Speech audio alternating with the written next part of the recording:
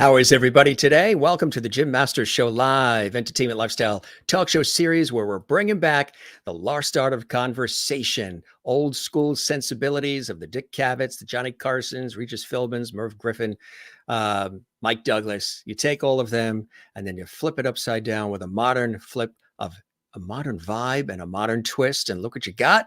You've got us, JMS Live. I'm your host, Jim Masters.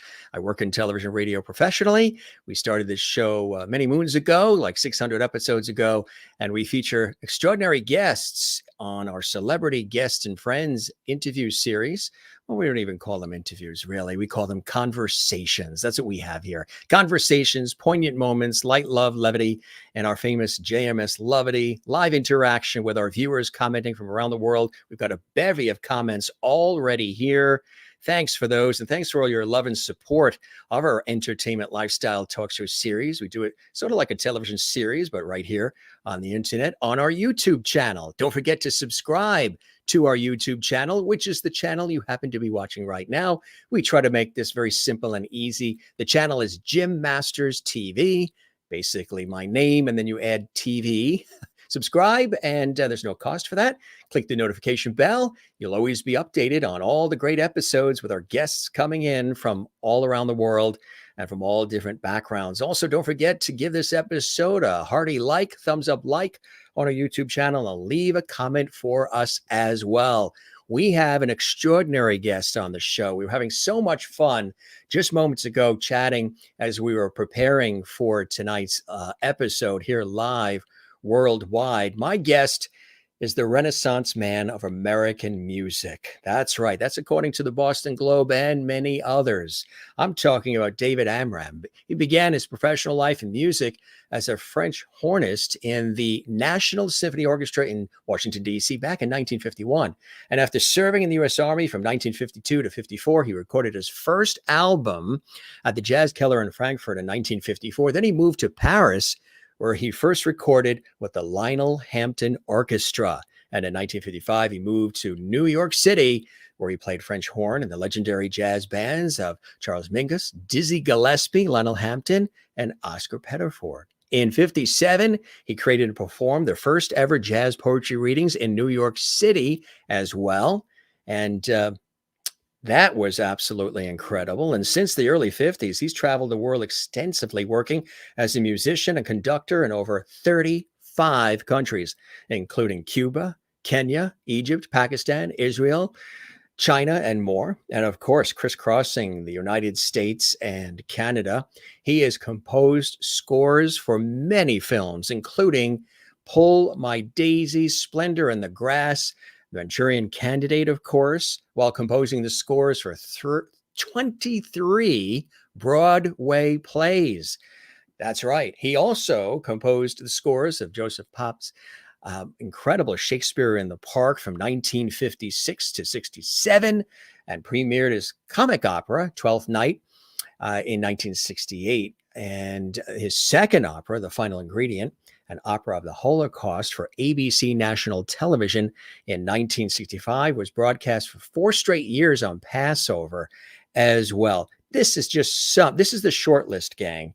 Composer and music director for the Lincoln Center Theater, wrote the score for Arthur Miller's plays After the Fall and Incident as well. He did that. He appointed by Leonard Bernstein as the first composer in residence for the New York City Philharmonic in 1966, and he's one of the most performed and influential composers of our time. He has also collaborated with, as composer, Arthur Miller, Eugene Ormandy, and of course, Sir James Galway, who's a dear personal friend, and Lady Jean Galway. They were guests on our show here. Dizzy Gillespie, Odetta, Bob Dylan, Willie Nelson, Betty Carter, Johnny Depp, and many others, Arlo Guthrie, Pete Seeger, and many, many others. It's my pleasure to welcome him. He's written several memoirs as well. And as I mentioned, this is just the short list, folks.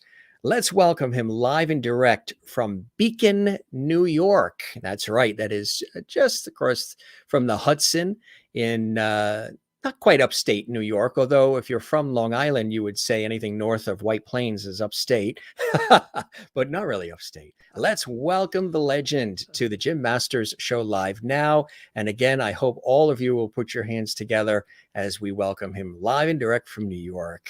David, welcome to the show. It's an honor and a pleasure to have you here. Well, thank you, Jim, for that glowing introduction.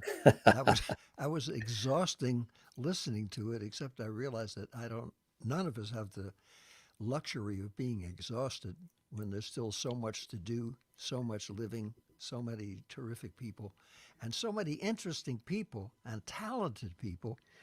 And thanks to the magic of the internet, people like yourself can have programs where a lot of the most extraordinary people that we meet who never get known by anybody unless you're with them at 2 o'clock in the morning in some little place, now have a chance to show that they're on the planet, and that can encourage us to appreciate life, our family, our community, and every day.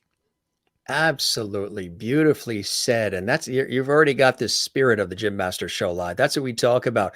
All the light, love, and levity and lovity. And again, that's a word that just slipped out of my mouth, and it works so beautifully. And the world could really use a bit more empathy and levity about now. Wouldn't you say, David? I would say definitely.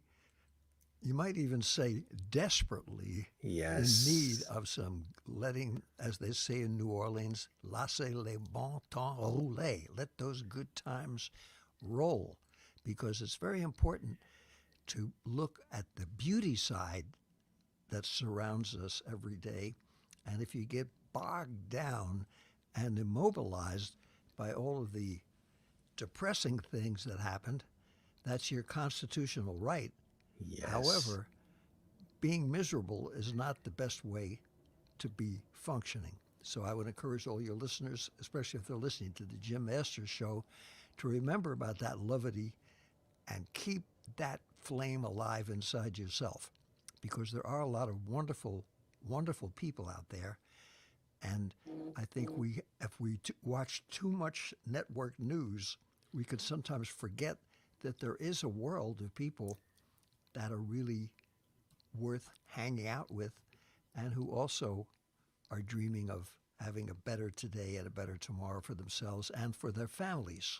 Yes, absolutely. Beautifully said. Again, you're right on par with what we talk about all the time here on the Masters Show Live. We do it really as an entertainment lifestyle talk show series, bringing back that lost art of conversation. And you're a wonderful conversationalist, and of course, an extraordinary talent in the music world. For you, tell us about some of those early inspirations, family, as you were coming up the ranks, or even as a kid. Were you surrounded by music? Were you surrounded by a lot of sensibilities when it came to artistic influence, expression, and creation, David? Well, I was very lucky. I was brought up on a farm in Feasterville, Pennsylvania, Pennsylvania, yeah. not known as a great center for cultural activities during the Great Depression. But we had neighbors next door from Poland, and once a year they would play those kazatskis and all kinds of fantastic Central European music, although I didn't even know where Europe was, much less Central Europe or Poland at the time. But I heard that music once a year, and I would sit there and tap my foot even when I was milking our cow, and they would had no sound restrictions or police interference, so they were probably playing it at a deafening volume you could hear for miles. And then that continued until one of the people who had a few Slivovitzes too many started cursing not only in Polish but in English over the microphone, and then they had to cut it down. But Yeah. that gave me a picture that there was another place where people were making music. And of course, across the street at Wally Freed's gas station, where I used to mow the lawn, I was able to come and be invited to a concert. And I heard these guys dressed up just like the wonderful cowboys in the 1930s movies with the gigantic Warner Brothers hats, at chaps, which you certainly don't need if you're not bulldogging at a gas station at a concert, but they had a chaps spurs, which you didn't need, complete Hollywood outfits, and horses with the most beautiful saddles, Spanish saddles with all the decorations. I said, boy, these are some, and then they started singing. I said, man, these are some real cowboys. At the very end of the concert, I thought I would sneak up to one of the cowboys as a 10-year-old would-be musician and get some proximity to all that talent. And I heard him say, Angelo, what time's that train to get back to South Philadelphia? The guy said, I don't know. We better hurry up. We better get out of here. These six, we're going to miss the train. I said, wait a minute. That doesn't sound like they sounded when they were singing. So the next day when I was mowing the lawn, Wally Free said, David, how did you like the concert? I said, those guys were fantastic. But when they were speaking, they didn't sound like cowboys anymore. They sounded like they were from South Philadelphia. And he said, you've got it. That's where they're from. And they take the train up. They pay $1 for each horse that they rent. They bring up their saddles, their guitars, and all their outfits. And then they pass the hat, that big hat that they were passing around. When people put money in it, that's how they take care of their family for the week. You have to remember, David, this is the Great Depression. And what it did make me realize was that these guys from South Philadelphia had studied, obviously, that whole... Some of the viewers are saying the volume's just a little low. They're having trouble hearing. Okay, I'll get a little closer. Is that better? That's much better. Yeah, okay, you got it. Thank you for all the viewers. Pardon me for being. So you left off the part where you left off at the part where you were having a Philly cheesesteak downtown in Philly. No. I was mentioning the fact that they sounded so much different when they were talking than when they were singing the cowboy music. Yeah. And I suddenly realized maybe anybody, I didn't exactly cognate it at the time, but that anybody could do anything, certainly in music and in life, if you humble yourself and start and spend years and years studying and submitting yourself to the beauty part, that you can be part of a culture that you're not born into if you treat it with respect and dedication and be a part of that world. Yeah. And at the same time, when they weren't doing their cowboy act, say, hey, I'm going to sing a song now. Then they say, hey, Davey, how you doing? And they sounded the way they sounded all the time and probably the way they were brought up. So they weren't pretending to be something or pretending to be somebody. They were honoring a certain cultural tradition. And that gave me a picture of how to try to behave if I were ever lucky enough to leave the farm and go to some of those places that I'd read about, that my uncle, who was a merchant seaman, told me about, and that I'd heard about. And of course, for classical music, you could turn on the AM radio at that time, and you could hear symphony orchestras, chamber music, jazz, folk music, all of these incredible forms of music from the heart, built to last, and for free, hear all this great music. And also, I was able to hear people reading, sometimes occasionally reading poetry. The radio was a magical experience for all of us. Theater of the mind. Theater of the mind. Yeah, exactly. And it made you, also gave you space to think. And something like your program is similar to the kind of radio that I was able to hear as a little kid, where it was informing us about something, not just selling us stuff. They did that too, but in between the commercials, they had some really interesting material. And I think that with the magic of the internet and podcasting, that all of the media will eventually upgrade itself to the level that all of these other things are doing, because the people will be more informed and expect something better. So that's a good thing for people to think about. Yes. If you're upset because you go on YouTube or something and see a lot of you might consider to be trash or junk, that's a constitutional right of people to promo that stuff. But there's a lot of other extraordinarily beautiful things. And I've seen people I grew up with and knew and played with and never got a chance to hear them at their best, and saw programs when they were in Europe, and there were places where people actually kind of respect our music, our jazz and our folk music, and some of the creative people in rock and all the other elements. And I think that this is something that's extraordinarily wonderful to be happening, because now younger people have an option, so that when they're told, go, pardon my vernacular, no offense, but you're 24 years old, you're too old, go shove it. They're told, well, wait a minute, maybe look at these people that I've seen who are so terrific. They're doing something terrific. I think I will. And Dizzy Gillespie told me, you're all here, put here to do something. Everybody is put here to do something.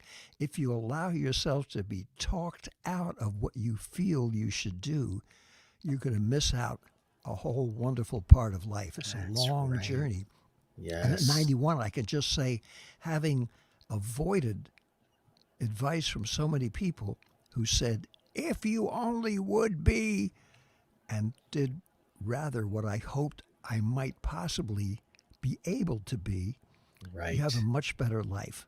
And you make friends, and if you do things that you love to do, you meet the most wonderful people, and you have a much happier life. You can be closer to your kids, which I am. These are the things that you can't buy.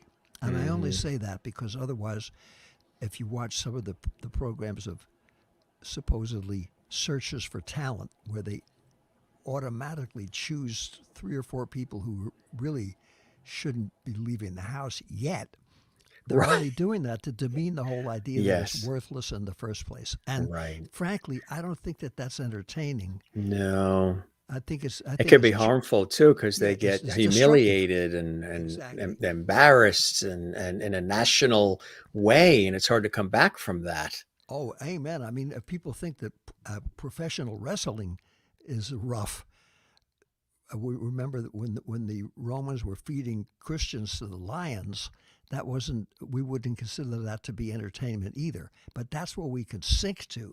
So our job is to elevate people to have a good time. If you go down to New Orleans and see those second lines, to see a whole city, all the neighborhoods coming out and celebrating each other and life, no matter how difficult the places and the times can be, that's pretty amazing. Yes, and I was going to say that happened. You saw that happening in New York and other cities and in Europe, especially during the pandemic, when people were really in their houses, going outside on balconies and singing out loud and doing it in a communal way to bring music out to the masses during a time when it couldn't necessarily be performed in a public venue because of the pandemic and everything, and people finding ways to stay connected. Being connected is so important, whether we're doing it this way. And of course, the best is always when we're in person and we're at a diner having a cup of coffee and a tuna melt together. Those are always the best. But being connected and sharing your talent and being less divisive and more loving and empathetic and kinder and respectful of each other's talents and stories and ideas and thoughts, because the world, as I always say, spins a lot more smoothly on its axis when we're all at the table, we're all contributing, and we're all participating. That's how art is created, and everything is really created, right? You know that. You've been in the thick of it all these years. Well, I can tell you, since we mentioned before we went on the air that you were a friend of Sir James Galway and his wonderful wife, a talented flutist herself, Lady Jean Galway. Oh, yes. I was lucky enough to have Sir James ask me to write a concerto. And he said, look, David, he said, I don't play Latin music or jazz. He said, but I know you can write everything out for the orchestra so it can make it sound like we're jamming. So I wrote a concerto, And the first movement was in memory of Charlie Parker, the second for Jack Kerouac. And I used two wonderful French Canadian hymns that he had taught me and used to sing in the wee hours. And the third was for Dizzy Gillespie. And when he was with the symphony there, he was so nice to everybody in the orchestra. All the people in the second violin section, who generally are not even considered to be members of the planet in the hierarchy of that orchestral world, which comes back from the Austro-Hungarian Empire servant class, which is another story. I was a second busboy one time in Nantucket at 1950. So being the second busboy, I was at the very bottom of the servants' servile community. Right. And saw what that was, how I was treated in terms of my ranking there. So when Sir James didn't seem to be that way, he spoke and was gracious to everybody, whether it was a millionaire supporting the orchestra or someone cleaning up the stage or playing in the back of the orchestra. I said, Sir Jimmy, you're amazing the way you just treat everybody with respect. And he said, well, David, he said, you know, where I'm from in Ireland, he said, we don't endorse putting on airs. I said, wow. Yeah, right. Put that on the every major university, conservatory, and political place in the whole country. Because we just have to remember, especially if you're working in music or in anything really, our job is to do a good job, to do better than expected, and to have respect for all those with whom we work. Mm-hmm. Duke Ellington used to come into a place and he would say to everyone who there, including in the kitchen, I said, hi, I'm Duke. It's a pleasure. He would shake hands and he'd say, it's a pleasure to work with you. And I said, what a wonderful thing. And when I spoke to him, I conducted a piece of his that Maurice Perez had orchestrated, of Black, Brown, and Beige for a symphony, and Maurice wasn't able to do that, so they asked me to conduct it. And his sister said, you have to go over and see Duke. I said, oh, great.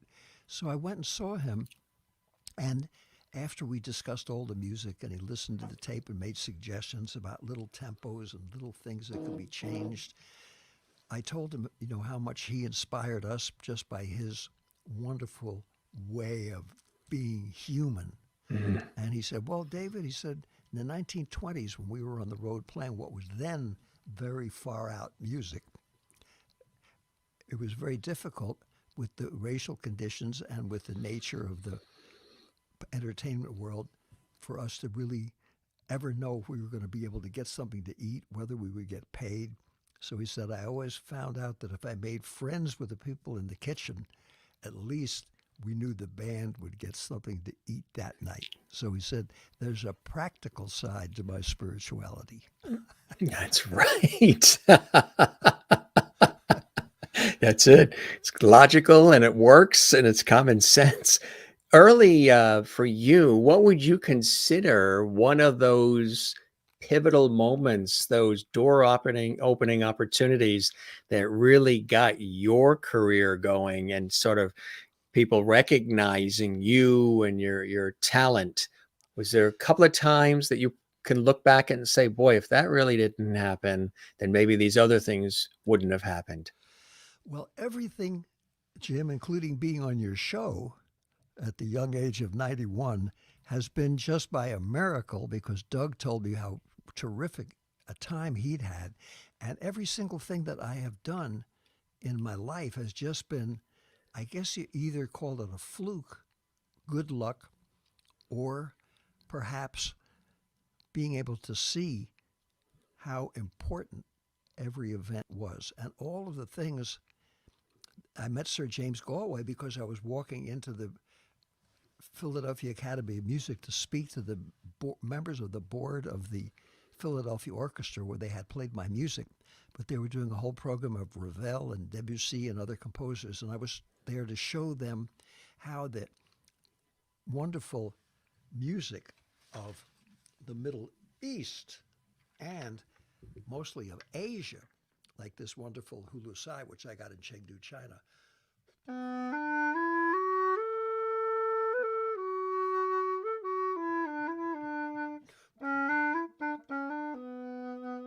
How how extraordinary those instruments and that music was to these French composers, and how conversely, at the same time, artists like Picasso were so interested in Japanese art. But the reason I mention all that is that when I was walking in, I wasn't sure what I was going to do. I was carrying a whole bunch of instruments, and someone said, "Let me give you a hand." And he told me later on, he said, "I knew you were too well dressed to be a street musician." Because I was dressed up, so I wouldn't be insulted To the nines, to the yes. people of the Philadelphia Orchestra Women's Committee. And sure enough, it was because of Fred Horowitz.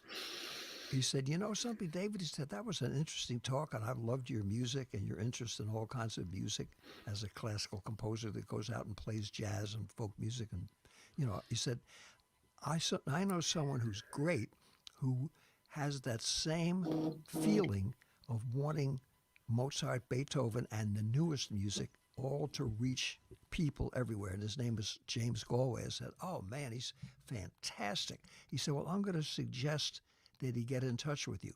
So just that thing of him helping me not to drop my instruments all over the street was how I got to meet Sir James Galway.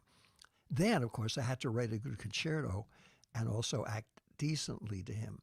And when I met Jack Kerouac, it was the same thing. It was a bring your own bottle party.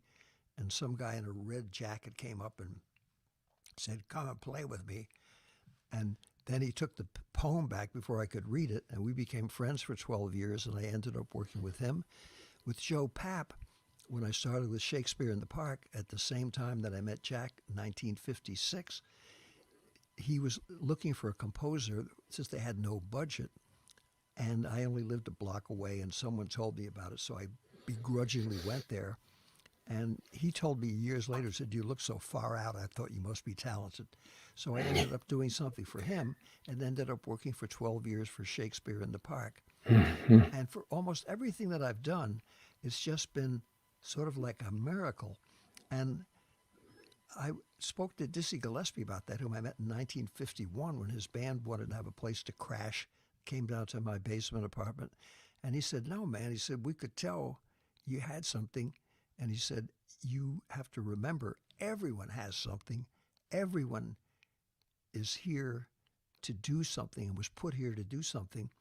And you have to help them to find out what it is that they were put here to do, and then encourage them to do that." And I still try to do that, even as a 91-year-old. And I figure that I could become a nasty, grouchy, hate-filled, competitive, negative, bum-out artist later on.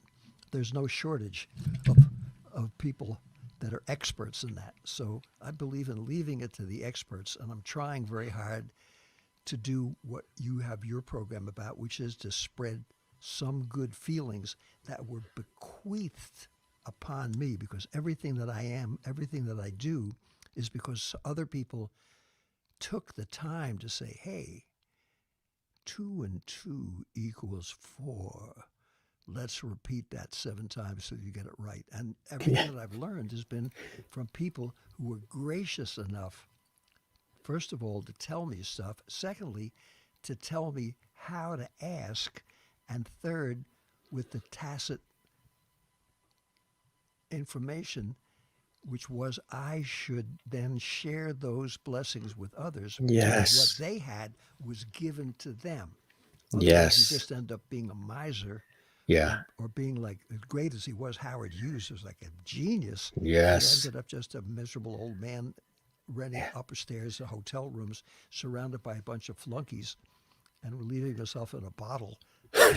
And I can understand how you could become that way. Yes. But Was that an aha moment just now?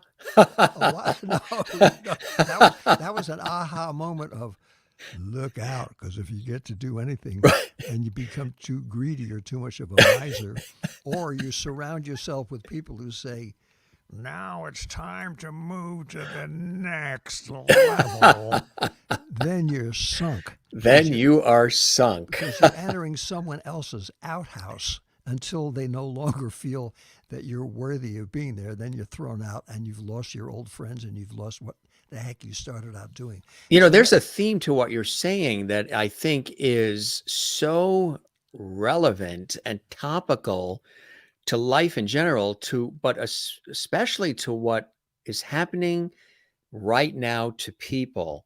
Uh, there's a theme underneath everything you're saying is with all of these opportunities and all of these great accomplishments and things you've had an opportunity to do, and we're really just beginning to scratch the surface, but always remain true to you, your heart's desire, your soul, what you want to do, who you are, because you exactly. can have times where you put that away in a box, become someone or something else. And then when you do that for that other entity or person or group, corporation, whatever it is that you're signed up for, and then they're done with you or they're revamping and you're now used up and done, then you look in the mirror and say, well, then who am I?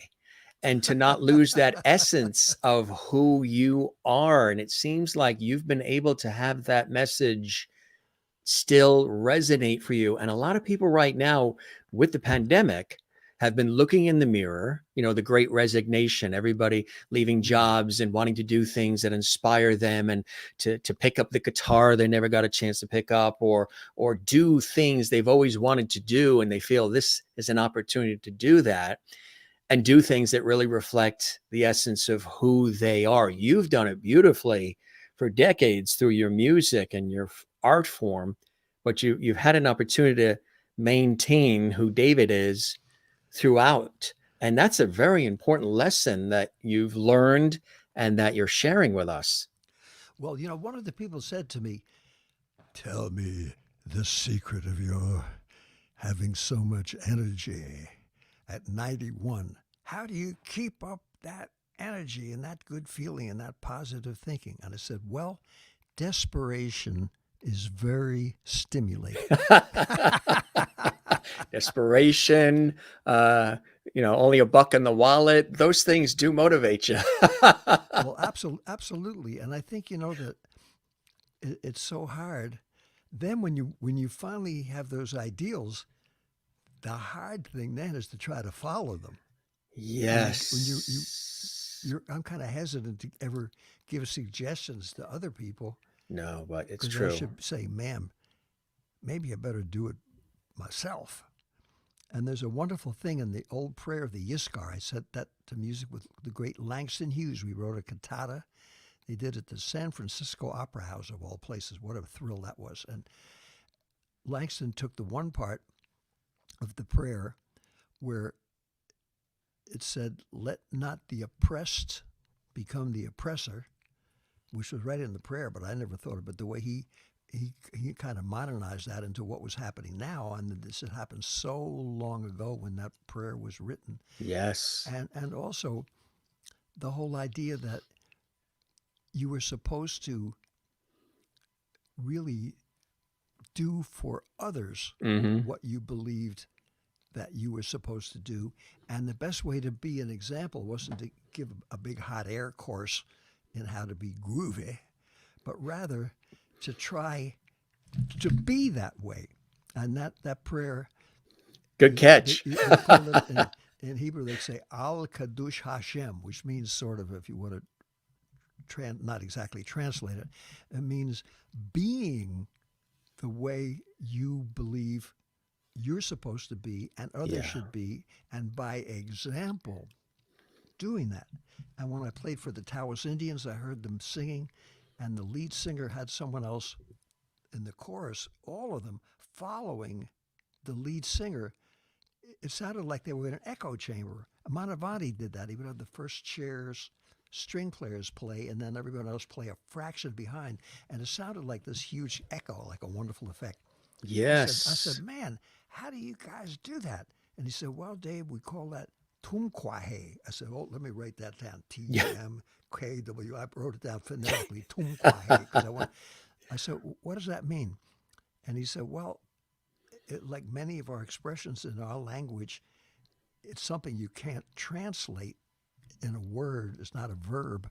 It means to be in the shadow of the lead singer, always pressing onward. So you were in the shadow, but you were keeping up with them at the same time. Mm-hmm. I said, wow. And a lot of things are done that way. When you watch, a bunch of Canadian geese fly, you say, man, how can they possibly do that? In unison, yes, And they perfectly. all have but they got a way of doing it. And when those Yeah. whales go thousands of miles to somewhere and then come back, I mean, whew, there's a lot of, as Carl Perkins, that great philosopher, songwriter, said, there's a whole lot of shaking going on. So Yeah. there's so much we can learn from anybody and everybody if we pay attention. And unfortunately, when they teach music in schools or literature or history or anything, so much is left out because it doesn't fit into the picture of how is this information going to get you a better gig, Exactly right. as opposed to the idea of becoming educated and then using that education and becoming a lifetime student in what Yes. I call the University of Hangoutology, because you know how to study, which is Right. being alive and being open and being aware and learning from those who know more than you. And boy, I could give you a whole 5 programs of people who know more than me, who play better than I ever will, who wrote fantastic music. And that's what keeps me going. Feeling inadequate is only a good reflection of being for real and understanding there's some fantastic people out there. And that's a good thing. Yes, absolutely. A friend of mine is very involved in tennis, and when we were on the court playing, he had mentioned that we were talking about different people because he also teaches it. And I mentioned this to Patrick McEnroe, who was a guest on our Mm. show, brother of John, of course, and John popped on, and Patrick's with ESPN as an analyst as well, or a commentator. And my friend had said, um, that he really, like you just said, loves playing tennis with people who are better than him, more advanced than him, higher levels than him, Yeah. because he learns from them, because there's so much to soak up and absorb from them that he can also then pay it forward because he teaches. And then I mentioned that to Patrick, that my friend had said that when we were just playing a friendly game of tennis. And he said, makes total sense. That's really what you would want to do, is to, have that exposure to people who have really been doing it, because you can learn so much just by watching and absorbing, and maybe at one time they maybe even ask you to, jam with them or play tennis with them or whatever it is, right? Well, it's amazing when you're with people that are better than you. It makes you better. One of my problems, and I'm writing a unaccompanied violin piece for Elmira Darvarova. She was from Bulgaria, was the first woman concertmaster of the Metropolitan Opera Orchestra, founder of the New York Chamber Music Festival, and a fantastic musician. She plays so beautifully that she could be like that great European actor who recited the alphabet in I think in Lithuanian language, and the audience cried because he was able to make it see. Jenny did the same thing, reciting the alphabet and making them laugh. She's such a great player that anything that she plays sounds good. So Yes. I keep throwing it in the wastebasket because I realize, wait a minute, I'm thinking of her playing, but is this really a good piece? Because I know that she's going to play it great. So being with someone that Yeah. is on a high level like that Hmm. really makes you sometimes think more Yeah. and do better. And the same with Yes. Sir James Galway when he was doing the flute Yeah. concerto. I said, boy, I said, Sir Jimmy, you sound great just when you're warming up. Unbelievable. And one of the nicest gentlemen, on the planet. Like, I had the honor of introducing him on stage at Carnegie Hall, for actually, it was celebrating his birthday with a dear friend of mine, composer Tim Janis. And Tim has had probably about oh boy, at least 15 or 16 PBS specials. And he does a big, beautiful Christmas concert, holiday concert to raise funds for Kate Winslet, the actress's Golden Hat Foundation for Autism, and brings in the full orchestra, the youth choir, and then a lot of different performers. And Sir James was there as well. And just true, like you, a gentleman, class, really gets it, pays it forward. And that's a beautiful thing. I mean, and you've been doing this since everything began for you. French Hornist in the National Symphony Orchestra, and then moving on to Paris, where you first recorded with the Lionel Hampton Orchestra. What was that like? That was a thrill beyond description. I was playing at this little place, and he came in, and as soon as he entered, you could just feel that energy. It wasn't because he was a famous person. I met a lot of famous and infamous people already in my life at that point. There was just something that he filled the whole room just with his energy. Then he started to play with us. I said, "Oh man, it was just so thrilling." I remember. Then he came up to me, said, "Man," he said, "I like the way you play." And sure enough, he had me come and play on his record. And when I came to New York City and was playing with Charles Mingus, which was another miracle, Thelonious Monk came in and left a note with the Willie Jones, and Willie came up to me and said, "Hey, Monk digs your playing." I almost passed out. It was like with Lionel Hampton. If I'd known they were there, if I'd known he was there, I would have been too nervous probably to even play. And sometimes people on that level who also did not get on that level at birth, they had to go Right. through a lot Yeah, to get there. to get there. They could see. So sometimes I'll play with, I go to these different festivals and things where they're young kids playing, or the Northeast Regional Folk Alliance or some of the jazz festivals or classical chamber festivals. And I'll be playing with young people, and they kind of look surprised. I said, "Man, what made you bother to want to hang out with us or play with me?" I said, "Because that makes me feel good, Yeah. selfishly. It makes me feel great just to be in your company. And second, I can see and feel something inside that you've got." And I was wondering, why in the heck would all those people bother with me? And then I realized probably it was the same thing they saw with the desperation, beyond the desperation, that I was someone that really cared and really wanted to do something. And that's a wonderful thing, that if you lose that, you've lost the most precious thing in life. And then when you get older, you realize it's your turn not to try and use that to terrify people, but rather to take your blessings and to share them in some way. Even Right. just saying hello. When I Just played saying hello. Farm Aid, and you're close to your hometown in East New Haven, we were, for the second time, playing with Willie Nelson. He's just so wonderful, the way he gets people from teenagers to people older than me to play with him. And also, when he says hello, it just warms everyone's heart. And playing with him, when he looks over and smiles at you or just gives you a wink, boy, you feel like you're the best thing that ever happened. It makes Yeah. you really want to play. So there are people who can guide us into doing better and being on a higher level. And your show, I know, is so terrific because you're doing that rather than having gossip or small talk or what you do eat on the airplane or people's bad behavior. That's already covered. That's covered exhaustively, And nauseously. and Oh my God. when I'm asked about that, when I started the Greenwich Village Festival, the Village Trip is entering its 5th year. One of the people said, "Well, we want to know about did this particular musical couple also consummate their relationship?"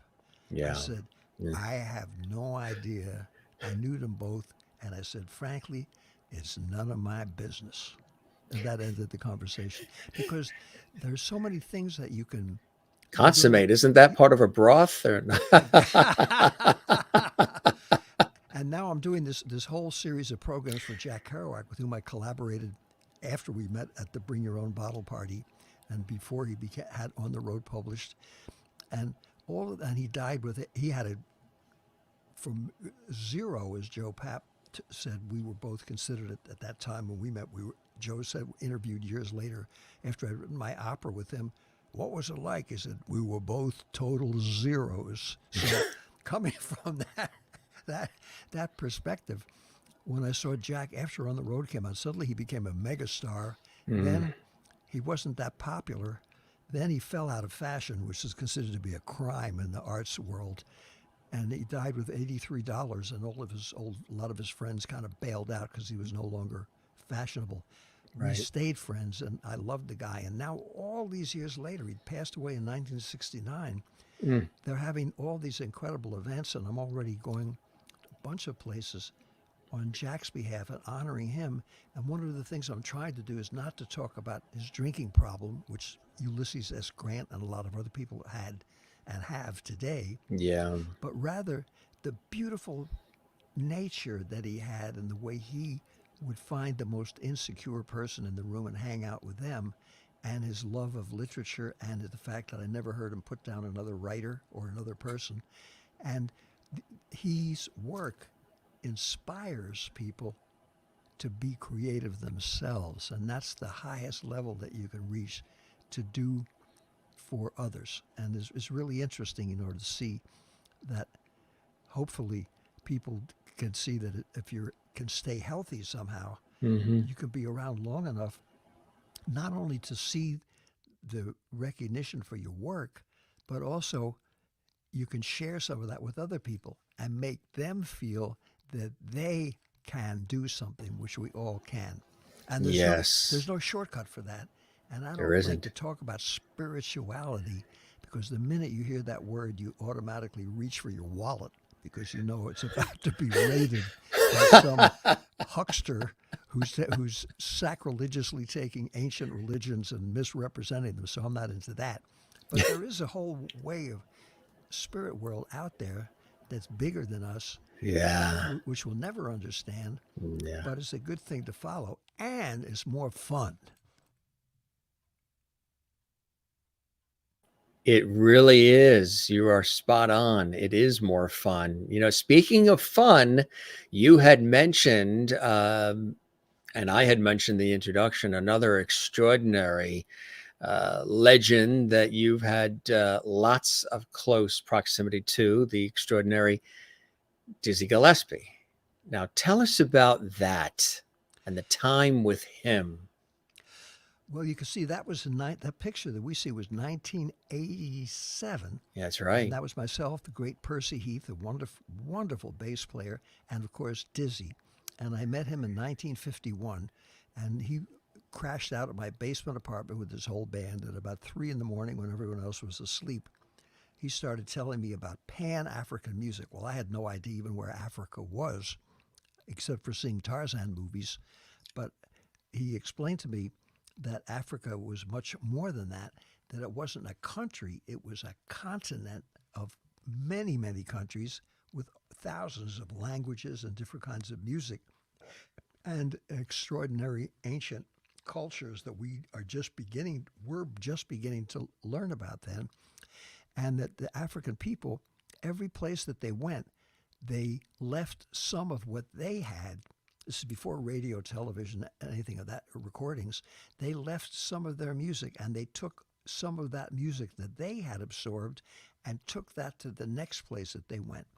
And that so much of our music, and not only the music of the African peoples, but of all peoples, is something that we can appreciate in America, because coming over here, sometimes it's retained.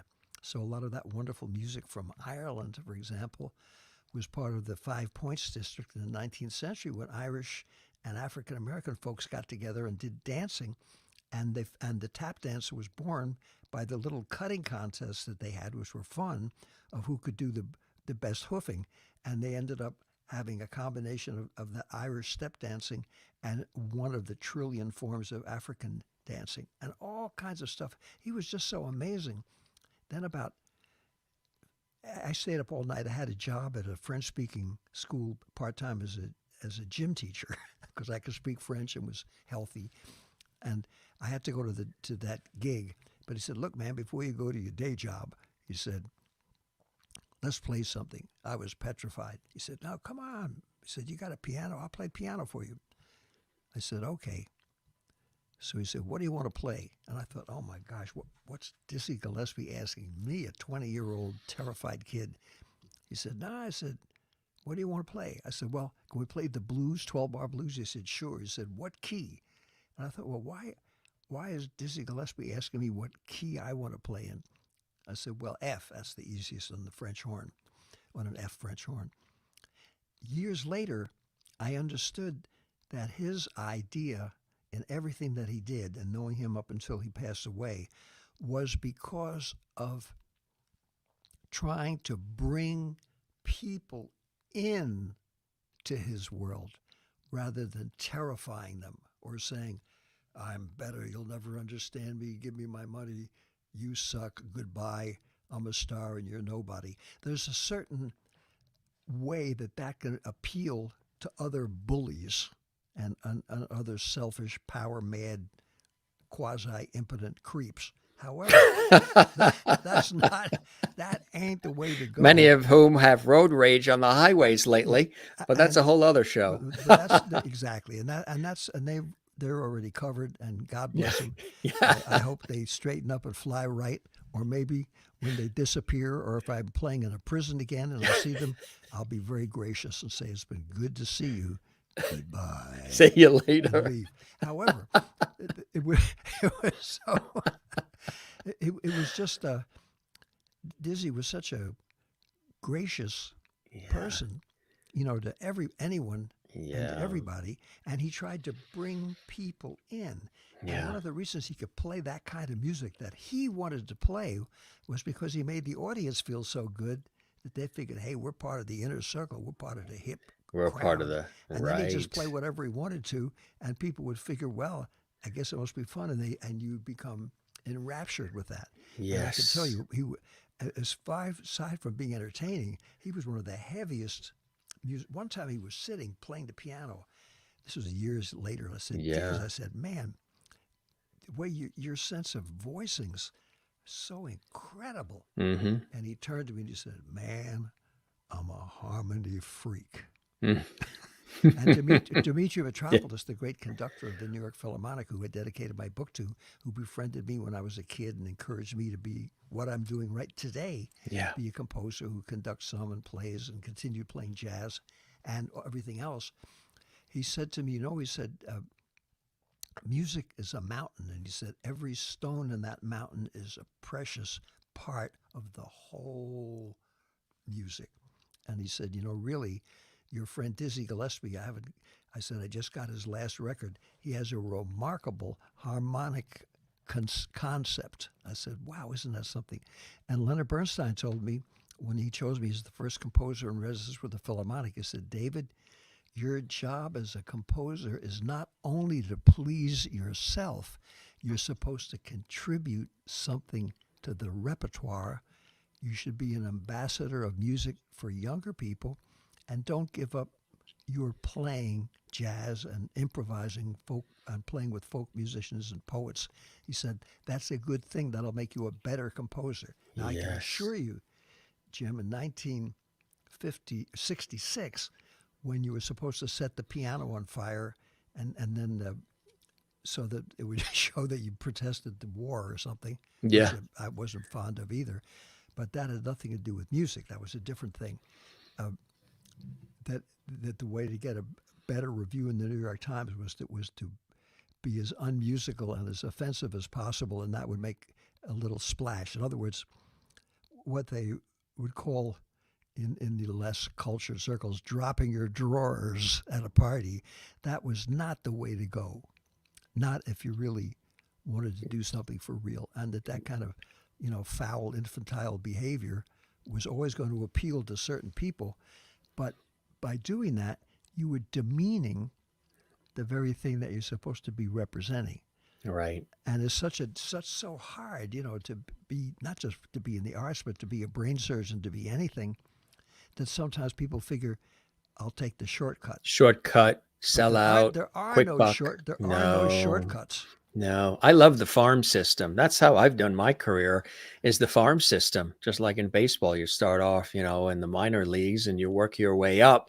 And it's a far more richer experience when you're rewarded or when you're noticed for work that's been done, and the blood, sweat, and tears and the toil. I mean, I love when I pull out my scrapbooks of my broadcasting career and I look at all the different photos and letters and different things. And it reminds me of, wow, I remember working from midnight to 6 a.m. at that station, or doing this then, or doing that for that amount of money, and all the things that you do along the way as you are fine tuning and tweaking and growing and meeting and networking and experiencing, as opposed to just, hey, here I am now. Let's get the party started. There's something about that. And are we missing that now? Because everybody does there is an impatience where everybody wants to be a rock star immediately. Right. Well, when you come to the conclusion that you don't necessarily want to be president or a rock star or anything except what you hope you can do, that's not only a humbling experience, but in terms of people who very often decide who are we going to appoint, who are we going to have do this kind of a job, that can be stomach turning. After I did the music for the Manchurian Candidate, I was offered 7 films in 1 year. This was 1962. And I said to the person, look, I said, I'm not independently wealthy. It'd be great. I could be a millionaire in 1 year. Certainly that's appealing, enormous amount that they paid for doing that. And I said, the only thing is, I can't write that much good music and orchestrate it and conduct it and also enhance the film and write really good music. And I said, I was brought up on a farm during the Depression, and I was always taught, do a good job, do better than is expected. That was what my father, God bless him, always told me, that whatever I was doing, do a good job and do it better. Exactly. So when I mentioned that, I could see that I almost was making the guy want to lose his lunch. And I realized he was so entrenched in that vile, foul, sick behavior of people that are lost souls that don't know what, and are on the brink of disaster or falling off of their position and then not being able to even get a job washing dishes because they're not capable of doing that well, that perhaps I was in the wrong place. Then I went to some meeting. They said, well, that's why you have your ghostwriters and your staff. I said, I don't use a ghostwriter and a staff. And he said, well, you can have your orchestrators. I said, I orchestrate my own music. I'm a composer. And then I saw that he was thinking, this guy's like a sword maker. He's like some fantasizing person from the 14th century. And I figured perhaps I'm not in the right place. Then they had the big meeting and they invited me along and they were talking about some film and they said, well, this costs $250 million. Someone said, is it any good? There was a big pause. And then the person said in an enraged voice, what the blank? I'm saying blank so I don't mess up. We're not talking about Mel Blanc either. No. What the blank does that have to do with it? And I said, I understand these are all people that are doing this as a business scene and have a lot of their life invested in this, but they don't really care about what the result of their work is, and worse to me, the effect that can have on other people because people are paying to see it. Yes. And to have that become part of their life. That's like putting toxin toxic stuff in the stream, in the water. Yeah. It's poison to me. So I figured, well, it wasn't a question of being a Mr. Do-gooder or a Mr. Holier than Thou, where I was thought it was bad to get paid well. I loved that part. I said, I think I better go back to my $85 a month apartment. And my lawyer in New York said, David, he said, you're a fool. He said, you can do all that classical stuff, artistic stuff later. I said, man, there is no later. There's only now. And Charlie Parker had told me that when he came to my basement apartment to crash out. And I said to him, Bird, that was his nickname, what's it like writing a song like Now's the Time, which he wrote in 1945, and this was 1952, 7 years prior to where we were at that time. So that was a third of my life as a 21-year-old. Yes. I thought, boy, so that was a long time to me. And he looked at me and he said, he said, now's the time. He said, now's the time, was the time, is, and always will be the time, he said, because now is the right time. So the sanctity of the now is something that's so important. And the more that you study history and the more that you respect your elders and people who came before you, you realize that the now is what we have to really live in. Yes. Which means that you've got to do it. So all the things that we want to put off till tomorrow or the day after tomorrow, the mañana complex is in it all. And we somehow to struggle each day not to fall prey to that. And that's so true. And that's something that I think about every day. And sometimes the guilt or the desperation, whatever it is, survival instinct gets you out of the chair or into the chair if you're composing, to do it. They asked Shostakovich, they said, Mr. Shostakovich, the Russian government thought that you were a bourgeois composer submitting yourself to the decadent Western style of composing, and the Western people thought you were a slave of the Russian system and not really doing anything that was avant-garde enough. How do you attribute to the fact that you were under such tremendous pressure and disdain, and you wrote all of that incredible music for so long? And he said, how do you become such a terrific composer? And he said, it depends how much time you put in the chair every day. Have you ever done voiceover work or voices? I love the way you absorb the person that you're referring to, and you become that person through your voice. You turn into them, like you're narrating a book or something. Have you done voiceover work? Well, I did one thing. A friend of mine he passed away. He lived in Connecticut too. In fact, a wonderful guy named Brooks Jones. And this was years ago when I did programs for him when combining a symphony, playing Mozart and Beethoven and not changing, trying to do that really well, and playing jazz, and doing all of it was not to say not in vogue. It was considered to be, horrendous, especially if you're doing it in a nice, friendly way, a natural way, which it is a natural thing to do if you're living in this country. But anyway, and now that's happening so much I don't have to get on a bandwagon about it. But at that time, I would imitate to him the army of people who gave me all that negative advice of what a waste of time. He said, David, he said, I love your stories, but every single person that you impersonate sounds like the same person. Guy. And he imitated me. He said, and I said, well, he probably has a point, except basically they are the same person. They're all the same, right? The same characteristics, the same.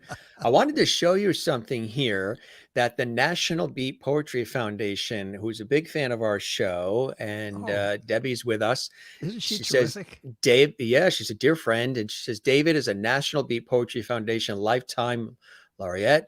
The honor was given to him by me in 2020. And Wow. she's here and she's been commenting. There she is. She was a guest on our show as well, Debbie Tucson-Kilday. And she had mentioned too, they've been noticing the beads around you. And Debbie had mentioned that she had sent you some of those as well. And I think you're displaying some of them Yes, I this am. evening, which I think, yeah, well, she says one of his necklaces he's wearing, I made special for him when he received his Lifetime Music and Beat Poet Laureate Award. And Debbie's here watching live, and she sends you her best. And also, Debbie, I want to say to you, I owe you 5 letters. Your book is extraordinary. She wrote this amazing I book know about we how talked she about it. Yeah. worked at doing stuff with slot machines. Yes, isn't that not amazing? And was able. I mean, that was an incredible book. And that event that we did, I Ron want to go to White, lunch with her at Foxwood soon. yeah, Ron Whitehead, the poet that she did this wonderful, gave an award to, is so proud of that. He's put that up on everything you get from him, Yes. and I see it all over. And Hmm. all the that was the most fun because Wasn't that every single wonderful? person that came was so remarkable in terms of all the poets appreciating one another. Well, And Ron Whitehead, who was the sort of, I guess you might say, the star or the yes. discovery, got the biggest award, Yeah. only did one short thing, and it didn't act like a prima donna, and was a real gentleman. And they had a terrific musician who plays all kinds of music from Africa, who was like amazing, that brought all of his things. And I got a chance to play with Yes. him, and he was Yeah. just marvelous. And that Well, was the example of what people can do all over the country. all over the country. And I mean, you've had your hands in the poetry world dating even back to 1957 when you created and performed in the first ever jazz poetry readings in New York City. Tell us about that. Well, that was with Jack Kerouac, Howard Hart, and Philip Lamantia. And Philip Lamantia said, let's get Frank O'Hara because he's a connection between the uptown and the downtown scene. So we went up there to one of the big museums, and this man in a velvet suit, uh, he had this sort of like the Little Lord Fauntleroy type outfit. And he said, well, he said to Howard Hart, who was an extraordinarily good poet, no one's ever heard of you. And he said, Lamantia, you were famous when you were 14 and went to the reading with Allen Ginsberg, but you read someone else's poems. He said, Amram, you've done some Shakespeare in the Park, but nobody's really heard of you except for those people. And he said, as far as that Jack Kerouac, I met him one time. He looks like a truck driver. Who does he get to write his books for him?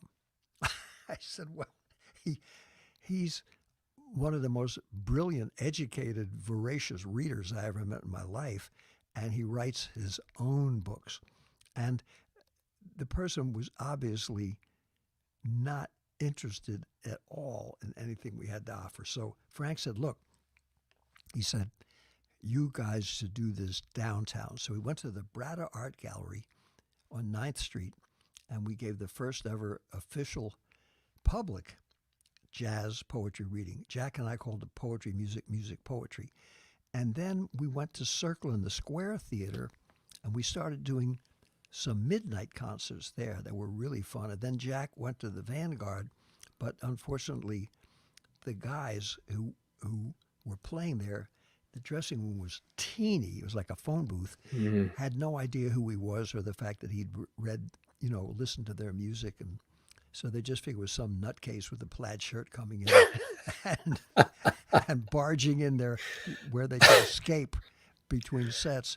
So he was hurt by that because he felt that they did, he loved them, and he felt, so close by knowing their music that he just felt, that their distaste without knowing him was something that was wrong with him. And Steve Allen was in the audience, and Oh, Steve Steve was Allen, able, yeah. thank heavens, to make those wonderful recordings that he did. And 5 weeks before Yes. Steve died, I had a chance to play with him at the Kerouac House in Orlando, Florida. And it was just so wonderful. And he Yeah. said, no, I just love Jack's work, always will. And doing that was so much fun. And I'll be doing that now with Kerouac's centennial year, I'm already going to Los Angeles in Oh, that's March, and then exciting. going to Lowell, Massachusetts at the Kerouac Place the next month.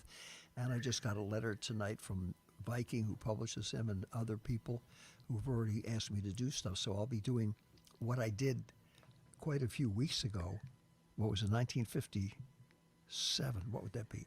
67, 77, 87, 97. You can use your fingers if you need 117. to. That's We all do. Six and five. 65 years ago. 65 years ago. And now there's currently interest. And when I spoke to Langston Hughes when we wrote the cantata, he said, no, he said, we were doing that in the 20s. He said, the Harlem rent parties. He said, we had those during the so-called Harlem Renaissance, which, like the Beat Generation, was a title that was put on us. None of us thought we were part of the Harlem Rent. We never called it anything. We just hung out together. But when they would have rent parties, he said we would not only do Shakespeare, but we'd have our own poetry, and all the musicians would come and play for us. And of course, Homer, I was told the audiences, was the first great jazz poet because he always had an accompanist. You see the old vases and from ancient Greece, and there's always someone playing this instrument, a lira. It looks sort of like a little guitar or a bouzouki. Yeah. And King Solomon's stuff was always set to, songs of Solomon were set to music. Now we're just continuing. Words and music and dance have always been together. Mm-hmm. And I'm putting them in separate slots is okay. But there's nothing like collaborating with other people. And then when you write and you sit in a room writing something just for yourself, you have a bigger palette to draw from because you've worked with other creative people. And that's a good thing. It really, really is. Speaking of just to hang out with them. Just to hang out as well. And you have, with a few here and there, Bob Dylan. Yeah, that was what he was at the Songwriters Hall of Fame in 1970. He invited me to come with him, and you can see, as always, he was never in a particularly good mood when he was around other people. But Yeah. I was to the right. I was looking at my obnoxious, cheery self. It was a lot of fun. And Yeah. they had all these old guys who was cigar smoking who were fantastic songwriters. Mm-hmm. That were just like these real down-home guys, New York guys. Yeah. I remember one of the famous songwriters said, "Hey, Bobby, you want a glass of water?" He said.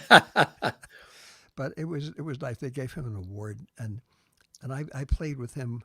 We both played on the world's funkiest record with Allen Ginsberg, who decided to start his career by making a record, and Allen got better. He worked with a wonderful Steve Taylor for 20 years and got to be, before he passed away, he was really starting to sound good.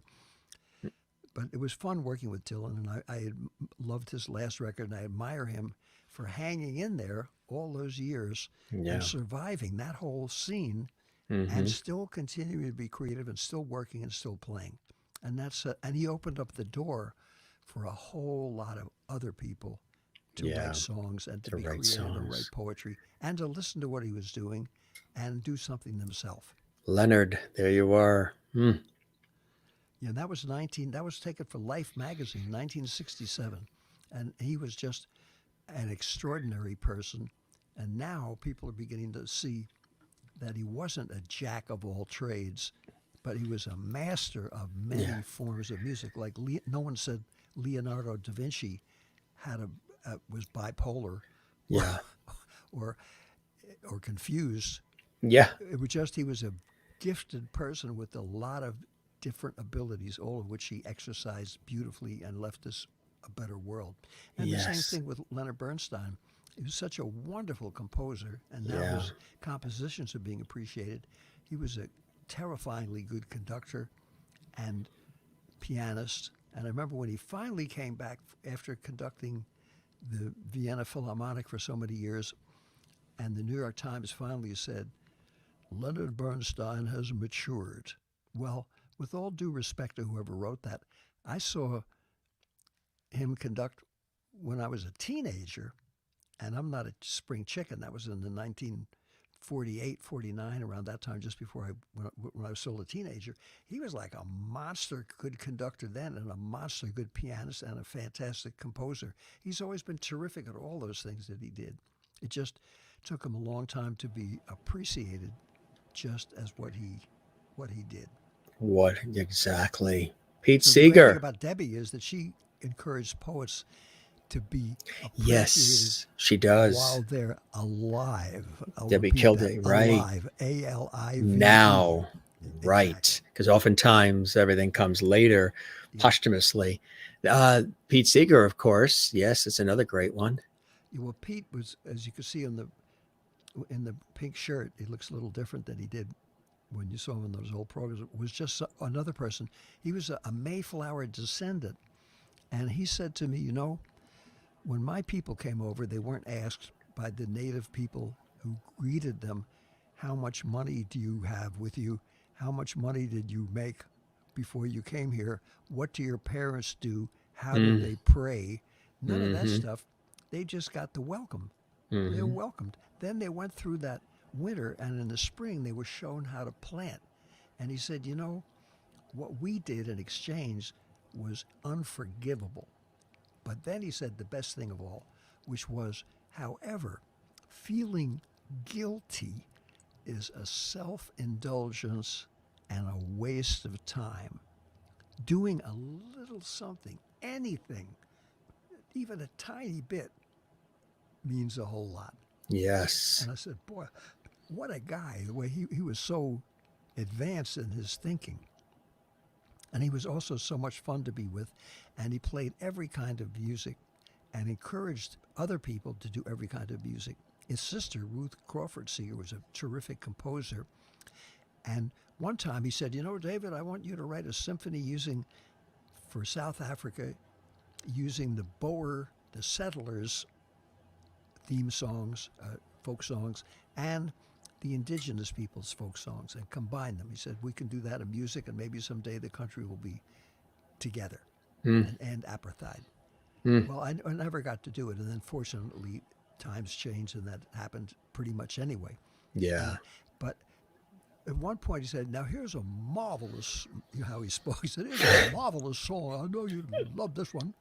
And he went to the blackboard, and he wrote out a whole melody that was, you know, he knew how to do all that stuff. And everybody thought, oh, he's like some ignoramus with the banjo and the overalls on, playing the guitar that probably, you know. And he actually, he knew about all the formal stuff, but he loved that folkloric music and the people that made the music. And I think that in a certain extent, he's certainly appreciated more than he's ever been. And now Woody Guthrie, who's the person, when I wrote a piece for Harvard, which they're going to play, called Global Suite for Wind Orchestra, and for winds, brass, and percussion. And when I was there, I saw Pete Seeger's picture. I said, wow. And they said, yo, he's a Harvard, he went to Harvard, but then he dropped out during the year when he met Woody Guthrie. He dropped out of Harvard and dropped into America's folkloric world. By hanging out with Woody, got that picture that Woody had of the whole world being one place where we could all be citizens somehow. And still he was honored. Then when I conducted Elmira Darvarova at Carnegie Hall, sure enough, there was a picture of Pete Seeger up there. And I said, oh man, was that nice to see his picture at Harvard and at Carnegie Hall. I said, that's a good sign that things of beauty can be together. Yes. Yes. Absolutely. I agree 100%. Here's another great shot. Speaking about things of beauty being together, what a segue, huh? Let me tell you, the white hat is Gregory Corso. That's the back of his head. He's an amazing poet, born in New York about a month or two. We were the young guys. We were both born in 1930. Next to him, with the dark hair, is Larry Rivers, who was a terrific painter who played in Pull My Daisy, the film that we did, and Neil Cassidy. But Jack changed it. There, the person smiling, looking at Larry, is Jack Kerouac himself. the gentleman picking his tooth is me. And my daughter said, Daddy, how could you be doing that with all? I said, look, I didn't know the guy was taking the picture. And actually, I was, I had a grape and I was trying to show them a trick of holding the grape. And I was trying to be funny. And the only picture I've ever known of him smiling like that is Allen Ginsberg. And you can see that's before he stopped smoking cigarettes. But Alan was sitting there on the right. And we were just sitting in a little diner, or I wouldn't say a cafeteria, one of those wonderful places they had in New York in the 50s, still of hole-in-the-wall type wakeouts, parlors. And we were just having a little something to eat and a cup of coffee. And then John Cohn took a picture of all of us. And that's on the cover of all these books now. Yes. As if that was the board of directors of the Beat Generation or something. Right. We were just hanging out, having a good time. It was, exactly. It was, it's become iconic. Yes. Like a Life magazine moment, huh? Exactly. We have a little clip here, which is, it's like a trailer. It was for the movie, The First 80 Years, David Amram. And we want to share that, and maybe we'll share that, and then we'll come back and talk a little bit about what we're seeing in that. So we'll play that now, and we'll be right back with our very special guest, David Amram. Hope you're enjoying the humor too. He's very funny.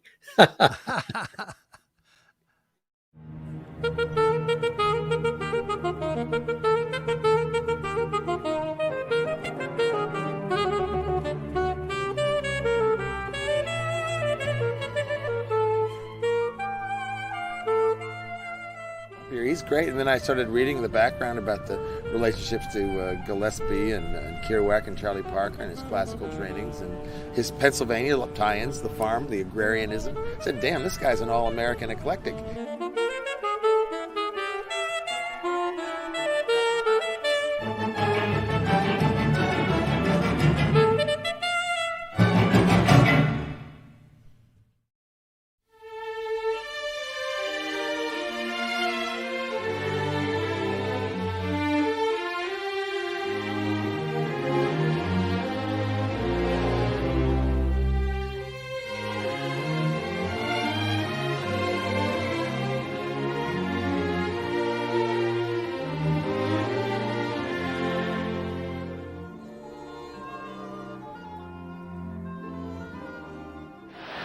Ladies and gentlemen, Dizzy Gillespie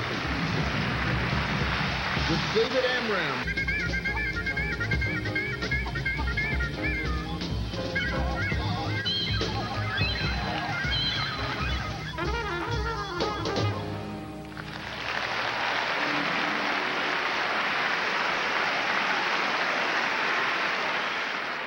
Anytime I would hear something, a story, a melody, see an instrument that touched my heart, I'd say, wow, I'd like to learn about that. So I go to someone and say, could you please, whatever language, could you show me that? I'll say that's the introduction tonight for Pull That Daisy.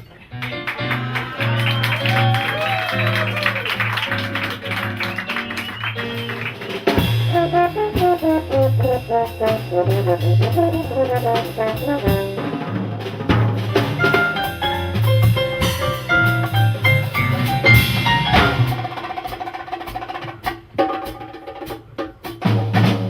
my daisy, tip my cup.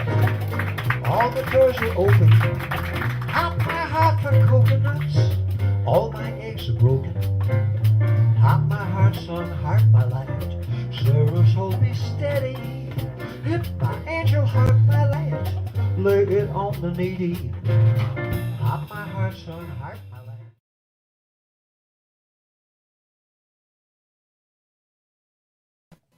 light. Really, really nice. That was great being a part of that, huh? Oh, it sure was. And the person who made it is quite amazing. Lawrence Cramen. It was 19, good Lord, the first 80 years. That was the good old days. When he called me up. He said, you know, David, I've recorded your symphonic music, but he said, I know you're interested in all those other kinds of musics, and so am I.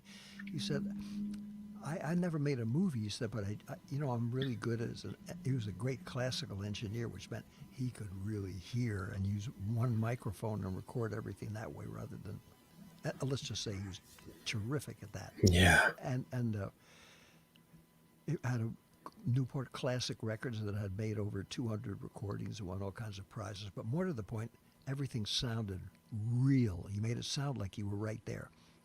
And he really liked my classical music, which at that point in the 80s and 90s was already a career death wish, because that was basically not what was happening in the big record sales, to put it mildly.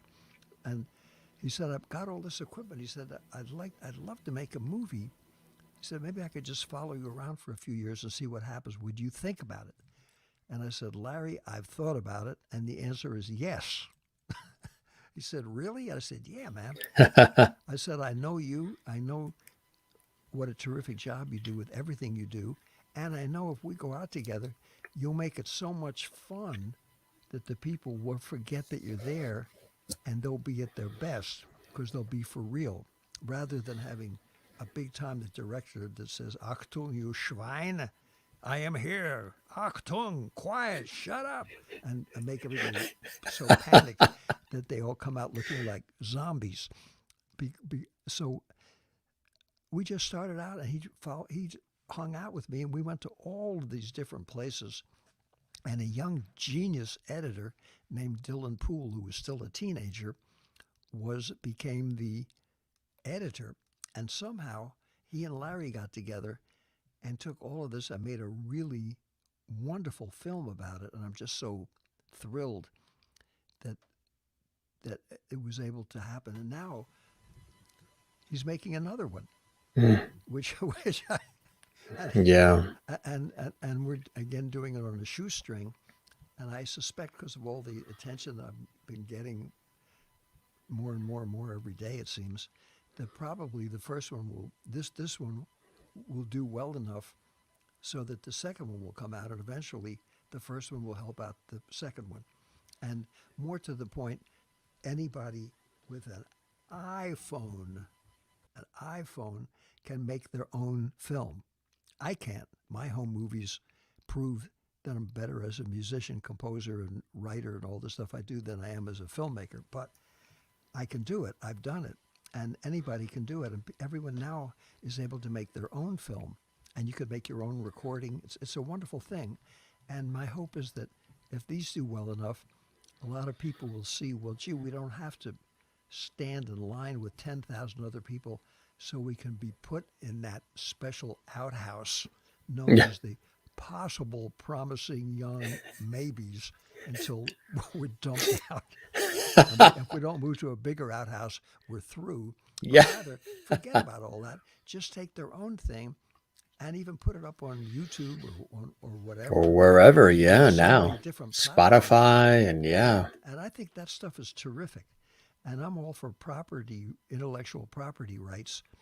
But still, with all that being said, the 1/100th of 1% of people that had any royalties from what they did usually had to have enough coming in to be able to afford a lawyer to get the 97% that they were being ripped off from. Yeah, So right. I don't honestly think when some large company says the intellectual property rights are not being recognized and respected, with all these people being able to come out and put it really means someone who doesn't have a chance to speak or breathe or even know that they exist has an opportunity to present something. And that's a wonderful thing. And the reason why we got so many great baseball players in the major leagues, and we don't have to go to Iceland or the Aleutian Islands or Europe to get good ball players, is because everybody grows up doing that.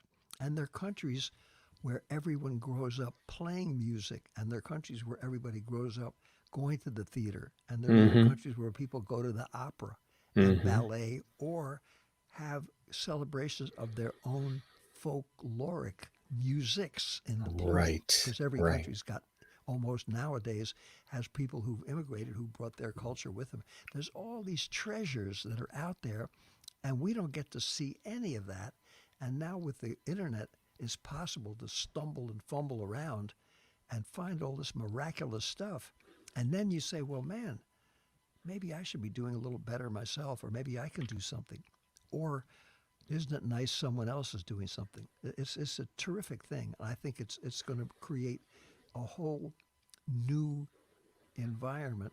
So I would say, Jim, in 200 years, everything will be cool.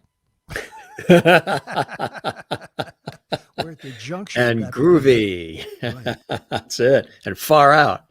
And other thought is that going in the past, when people, because we're all played with, that's not relevant. It needs some plastic surgery to make it relevant. It needs some homogenizing. It doesn't sound. It doesn't look like Auto-tune and all the other. all that stuff. Well, the Lascaux cave paintings were made like 25,000 years ago. No one knows who the artists were. There were no art dealers or art galleries then. That was their art gallery, was their caves, and they put up all that stuff showing so they could show their kids and grandkids what they were doing, what it went through, what the animals and the people looked like, how they felt.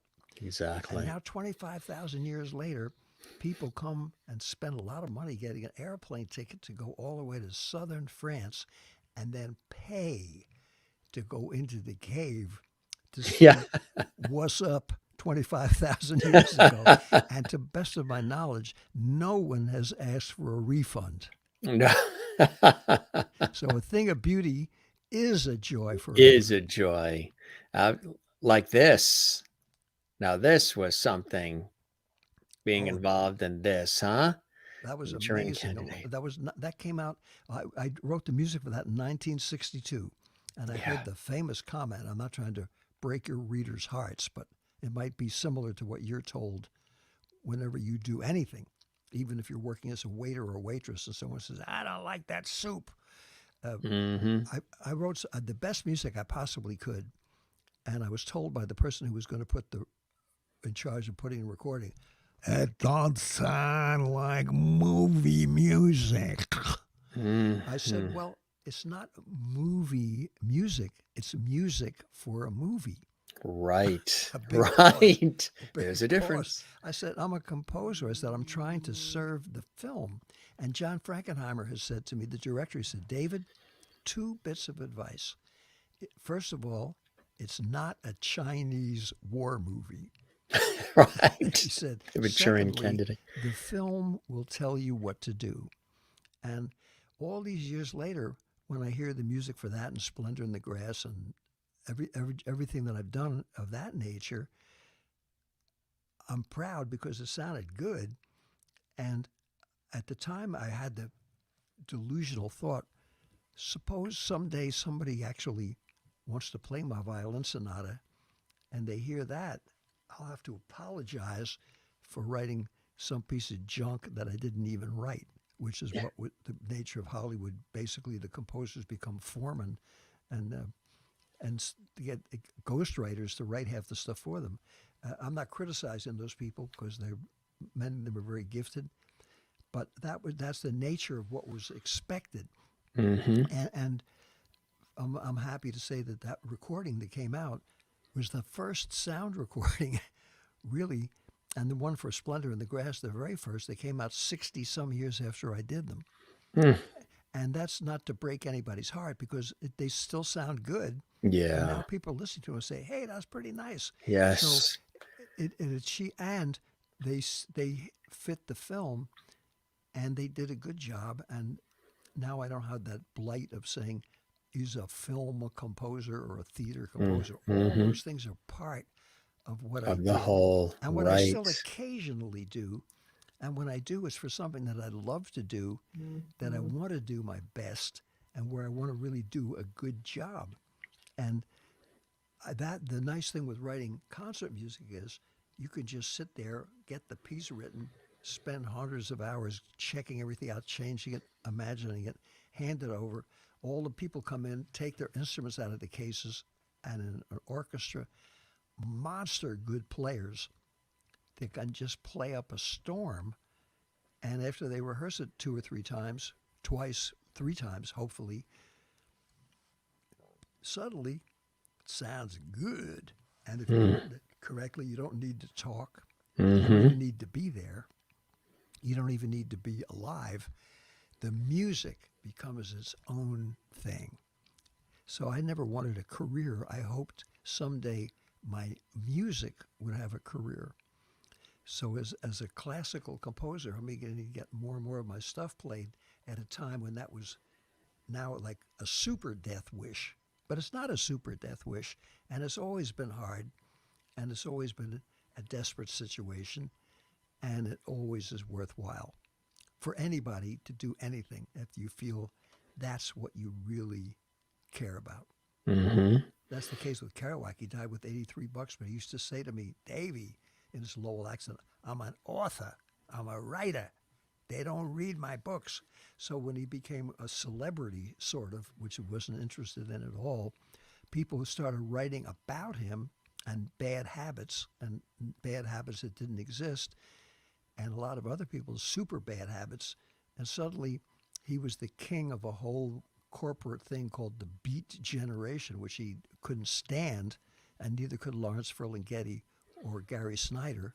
And what's your definition of it from your perspective, the Beat Generation? What did you take from that? This was part of an era influenced by magnificent musicians like Charlie Parker, Dizzy Gillespie, Thelonious Monk, Kenny Clark, Bud Powell, and hundreds of others who came before that, who brought Duke Ellington, and so many of the people who's amazing, Count Basie, these great bands who brought a Mary Lou Williams, all of whom I worked with, who brought this enormously high level of sophistication and art to situations where there was music and dance, and things like the group theater that started out just where a bunch of struggling actors thought perhaps that they could create their own theater, and did that, and then it became the Actors Studio, and a whole group of amazing American painters who decided that they could have something that could be more unique, and a whole group of other writers as well. Joan Didion, who just passed away, and so many other extraordinary people who came, Carson McCullers, and of course the great Thomas Wolfe, and people like that, Fitzgerald, and so many others who Yeah. gave us so much. And then the poets like Edna St. Vincent Millay, all of those people, they all paved the way from generation to generation. We were part of a much larger picture of people from a post-World War II euphoria. Having Yes. defeated fascism, people figured, man, we're the first generation where we can have all the kids go to college. We're going to really make something out of this place. And then things seemed to slide the other way. And a lot of people said, whoa, wait a minute. That's not right. We were part of a much larger picture, because the third string critic of the New York Times, Gilbert Milstein, gave Jack's book On the Road the best review probably any book has ever had. Suddenly he became overnight a worldwide success, but he wasn't interested in being Mr. Fabuloso. He was an old-fashioned writer who had already written 11 books and wanted to be appreciated as a writer. And he just continued being that way. And he had, because he drank a lot and because he wasn't sophisticated enough to understand how to handle that situation, he became victimized, and people would come over to interview him, and he'd bring a bottle of whiskey, and then he would drink that and think they were his best friends, and then he would say something. They would say something that wasn't made up to get him angry, and he would say something stupid, and then that was what was printed. And eventually, he was considered to be a traitor to his newfound class, which he didn't want to be in.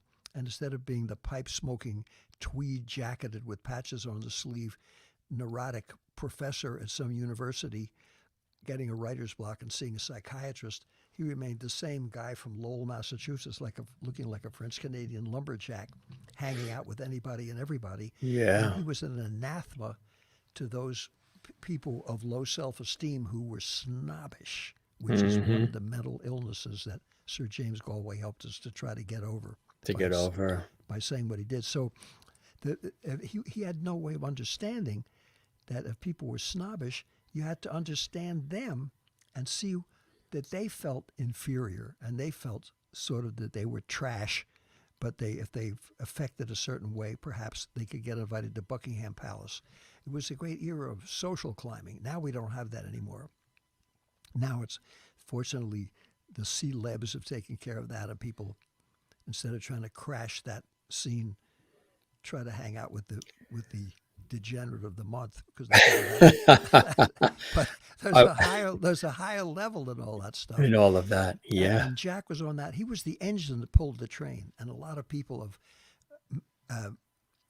some level of talent leapt on that gravy train to be with him, and then got off of it when he was no longer. He committed the greatest crime in American culture. He fell out of fashion. So then a lot of his friends deserted him. And in my book, Offbeat Collaborating with Kerouac, I describe a conversation where all the people were saying, oh, he's got to get in the rock scene and he's got to do this. I said, well, Jack came out of a different way, a different thing of being, and he just stayed on his own path. And so did Dizzy Gillespie and Franz Klein and Franz de Kooning, and a lot of painters and poets and writers also stayed right on their line. They weren't interested in doing stuff to be groovy for the month or to be fashionable, but to try to be for real and do something that was built to last. That's why I loved working for Shakespeare in the Park, because I saw what Shakespeare was writing about all those years ago. Man, we're still doing that same dumb stuff today that people did, that he wrote about in Elizabethan times. Human beings haven't changed, and the great artists always relate to the human condition and tell a story and have a beginning, a middle, and an end. I want to let folks know, too, that you really have been, throughout all of this of late, busier than ever. In 2021, 22 season, literally busier than ever, having gone worldwide with the celebrations. I know some of it, of course, pushed back with the pandemic and all, but still in October 2021, touring Germany with the release of the new jazz album, David Amram, live in Germany from 1954 to 2013, including your first album recording in Frankfurt, Germany, 67 years ago. It had been lost for all these years and just found. And in addition to writing new music, you continue to perform around the world as a guest conductor, soloist, multi-instrumentalist, band leader at jazz, folk, and classical festivals, and narrates them in 5 languages. You ain't no slacker. Not yet. Well, I'm certain, I always figure when your demise, like all young people, I figure, man, I'm never going to die. That's for other people. But then when your speedometer gets up there, you say, well, in the unlikely event that I have a demise, at that point, you can get plenty of rest. I think that's the time to retire at your funeral. The rest of the time, you're supposed to be out there working and doing the best that you can. Yeah. And hopefully contributing to other people and keeping your own negative thoughts to yourself. And that was a Jimmy Cleveland, the great trombone player in Oscar Pettiford's band in 1956. 56, 57, we were playing at Birdland. I was sitting with him and he was saying, hey, Dave, what's up? And I said, well, and then I went into a whole half hour. My landlord didn't like me. My girlfriend left me because she thought I had no future. Nobody wanted to hear jazz French horn. Nobody wanted to hear classical composers using melody, harmony, counterpoint. Whine, whine, boo-hoo, poor me, blah, blah, whine, whine. He just kept going, Finally, he said, Dave, let me pull your coat to something. That means a slang expression, like when you get a tail coat and the tailor pulls it down to make sure it fits. It fits. In other words, let me give you some good advice. Let me pull your coat to something. I said, please, Jimmy. He said, don't put your business in the street. I said, oh. So I realized when I was living on our farm and our place burnt down, the woman from the New York Times came. I was living over this auto body shop in a garage.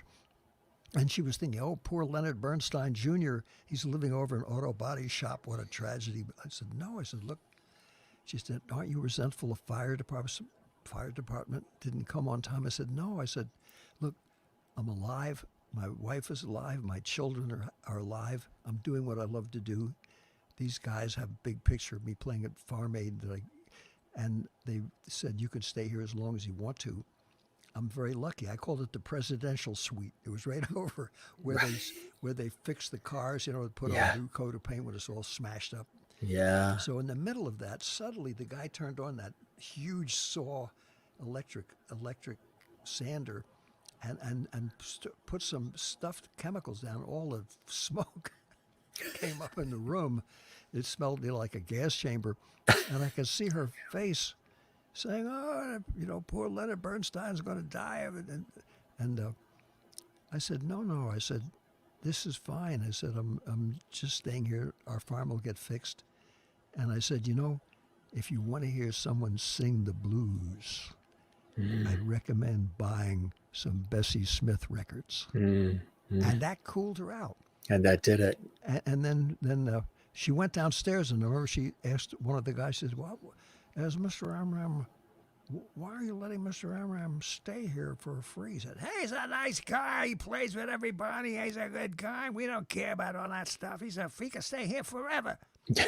They were, and I realized as her job as a reporter was essentially hearing everybody whining and blaming, and then trying to get all the whinology and blameology into a story to make it into some kind of a guilt trip, victimized Scoop. person, which is basically a thing where our entertainment, we don't feed Christians to the lions yet, but aside from professional wrestling, we have car crashes, murder, dope, ODs, arson, and I think those things certainly exist and should be addressed, but a mental illness is not what makes the world go round. And if we contribute to that by only mentioning stuff that's aberrant behavior, we're supporting mental illness to continue. So I think that I always explain to younger musicians and composers and writers and painters, lyric artists have always had a hard time because people say, yeah, where's the filth? Where's the porn? Where's the excitement? There's a lot of things on the beauty side, and it's not whitewashing or homogenizing or sugarcoating. There's just a lot of wonderful stuff, and that's why it's good to study the classics, because you can see those people whose stories have survived for hundreds of years are because they're talking about the human condition. And that applies to everything that we do.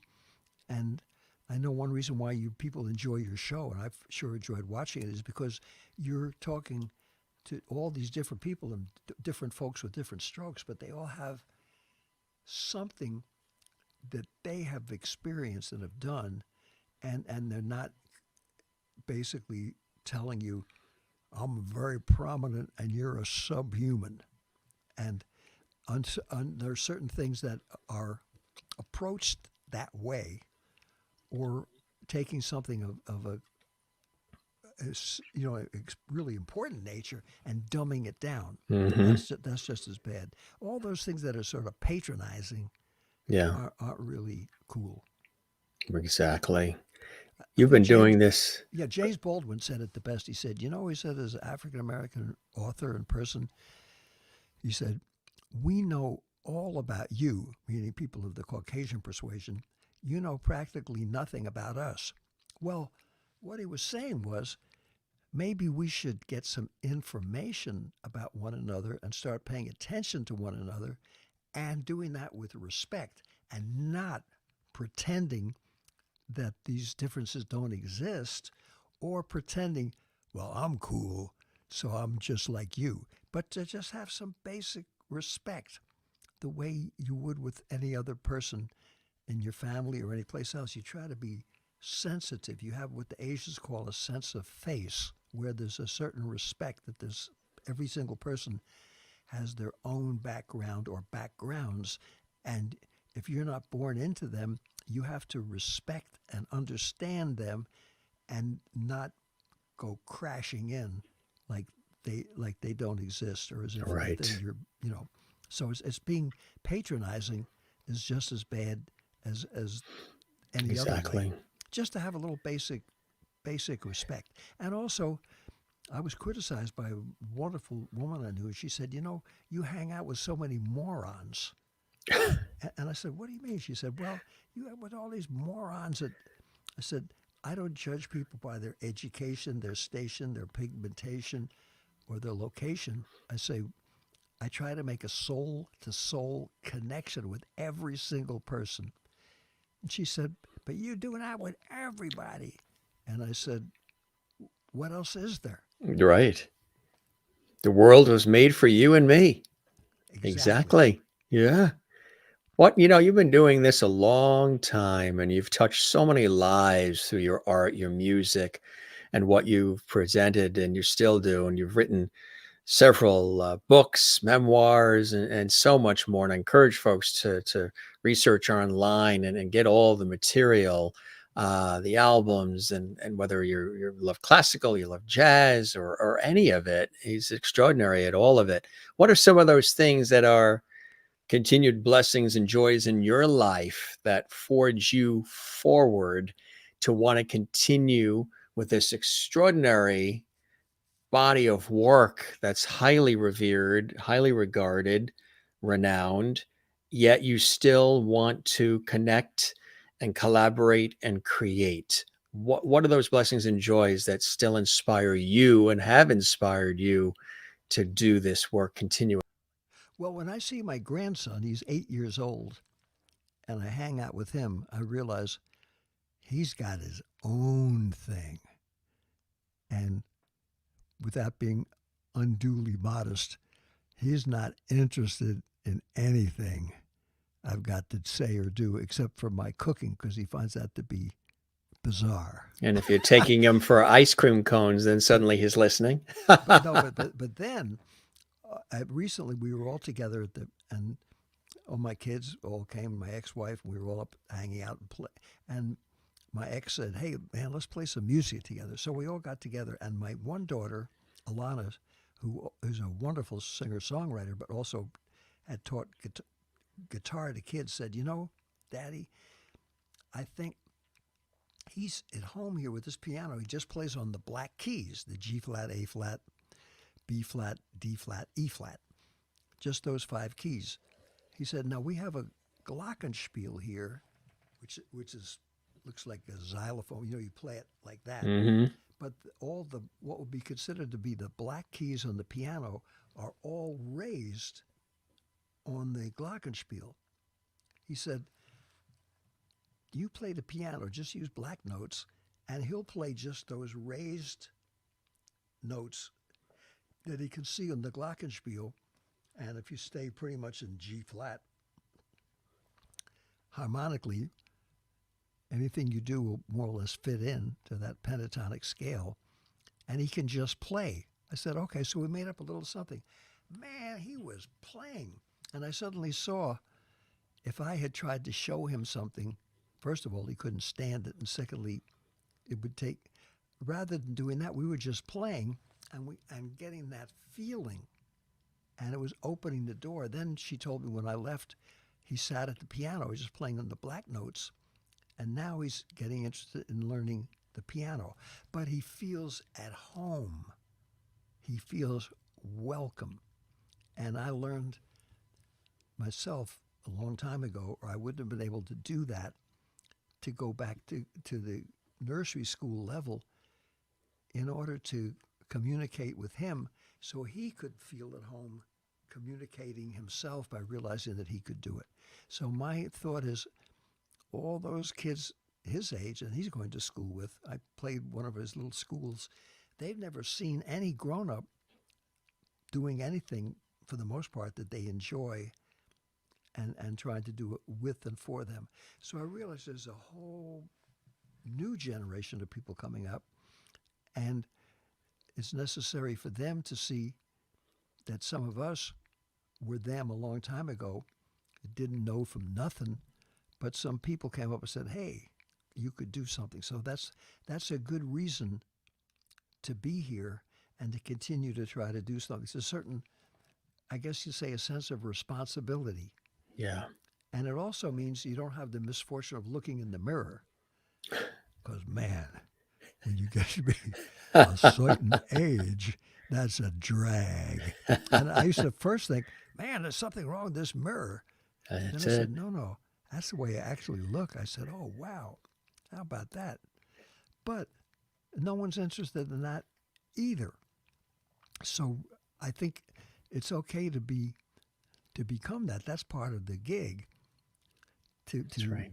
get to be older and mature. But the way to do that is not to take steroids, hormones, and plastic surgery and hair dye, and be sure to stand in the dark corner. And some people take all of those. Yeah, but just to try instead to see if you can keep it for real, do better yourself, and hang out with those who might feel you have something to offer them. And when they say, well, you've had so much experience, I said, the only Solomon-esque wisdom of old age I can tell you is that after you mess up and do something 112 times the wrong way, you can be sure that ain't the best way to do it. So you can show people more or less what not to bother to do in that way. And secondly, you can rejoice by your mistakes and sometimes find out that among those mistakes, some of what would seem to be a mistake turned out to be the right thing. It's really interesting. Yeah, absolutely. So I see also that the danger is you can just become a shut-in, and composing music and writing, you got to have that peace and quiet. So I enjoy that when I'm not living out of a suitcase. Sitting at home and being an anonymous nerd is a big thrill, but I have to and I guess the other side of that coin is some people who, if they're not on all the time, feel like zero. And Anthony Hopkins was the best. They said, when you played Hannibal Lecter, didn't you feel upset after playing this monster when you went home? Did you have flashbacks and nightmares he said, no. He said, I went there and I did what I had to do. 5 o'clock, I went home, watched a little telly with my wife, had a cup of tea and went to bed. He said, that's my job and I'm quite good at it. I said, wow, how about that? That's what it's all about. It really, really is. And you've been having a blast through it all. And the music man extraordinaire. There's somebody that's here that just wanted to say hello. Mr. George Burns is in the house. Oh, my goodness. And he I had was thinking said, about him the other day. were you? Yeah, he was amazing. He was so much fun. Oh, yeah. He's here and he just wanted to say hello. And he said, you knocked it out of the park tonight, kiddo. Oh, thank you. Absolutely. And some people say, does he have a cigar? There it is. He's got Oh, a my cigar goodness. in tow and everything. Absolutely. That's This, fabulous. this was amazing, David. And really, obviously you are, I know you're very humble and modest, but you're a legend and you've been working with some of the greats in the industry for a long time, continue to do so. And you yourself, the contributions are endless, and I encourage folks to do a little digging and learn even more about the contributions because they're extraordinary. Before we go, is there anything you haven't done yet that you still want to do? I mean, I know that one of the pinnacles for you has been coming on the Jim Masters Show Live Entertainment Lifestyle Talk Show series. I mean, that is now, you can add that to the resume. No, it's been a joy. And I just sent you, especially because you're the guy that dared to think up this whole program, but also for your listeners and the people, not just Debbie, who's in your neighborhood. I'm glad to know is of your friend as well. It's someone I admire and have my plaque right up on the wall. I could grab it and get it and show it to everybody, but I don't want to run off. It's in the, I'm afraid if I don't want to. Everything will fall apart. And but more to the point, the people around the world and so many different countries in Germany, where I was, and in all through Europe and Canada, South America, and places in China and Japan. It's just such a joy to know that, and every time I go any place and I'm looking at people and hearing a language sometimes which I know only a smattering or nothing about, and hear music and see dancing and walk down the street and see the way people move and talk, or when I go around the USA to all these different places, every little gas station and truck stop and little eating joint, and you see, boy, these are people's homes. These are real lives. This is something happening. There's a whole lot out there that you never know about. So you just want to sop up as much of those good vibes as possible while you're able to do so. And that's why I want to continue doing that. And also, my hope is to encourage other people, other musicians, to feel enthusiastic and respected and proud of themselves for doing that in a difficult time. All the people who play in symphonies that are considered, well, you're not Jascha Heifetz, so you're wasting your time. Well, sorry. That anybody that can do anything well deserves all of our respect. And to make musicians feel worthy and good and creative, to make all the people who want to play jazz, who were told it's passé and a waste of time, more people playing that kind of music than ever, people who are beginning to discover the sophistication of Afro-Cuban music, to see how magnificent that is, to learn about being en conjunto, meaning to be with others, and to learn about all those extraordinary rhythms, for understanding the beauty of Native American music and all those different musics, I should say, and all those hundreds, if not thousands of nations or cultures that can enrich us so much and show us how to be caring for our families and where we live in a better way. All the wonderful things that are out here that you can never learn in your lifetime. So there's never enough. I always say that there's never enough sunsets and never too much beauty. That is so beautifully said. That's right. Never too much beauty or never enough sunsets. And I agree. You're very inspiring and empowering, David. And this was really fantastic. I hope the show met whatever expectations you had and you enjoyed the time with me as much as I absolutely have with you tonight. Well, you're most gracious, and I can honestly say from my experience, sometimes being interviewed, or you might say, is sort of like going to your own execution. Yeah. And the more you sound enthusiastic about anything, the more suspect you are of being worthless, or why would you be enthusiastic about anything that wasn't of worldwide importance, supposedly? And you got a whole different thing, man, and God bless you for that. And I'm sure the people that are listening to you also feel the same way, that they can tune in and feel good. I thank you, my friend. Some of them do. And Christine Clifton in North Carolina says, thanks for sharing fascinating stories and great words of wisdom. It's been a joy learning more of your career. You had an incredible opportunities. You're so talented and made a difference in many lives. Debbie says, David, thank you so much for being you. Merlin in Canada says, David, you are now a Lovety, a Jim Master Show Live Lovety.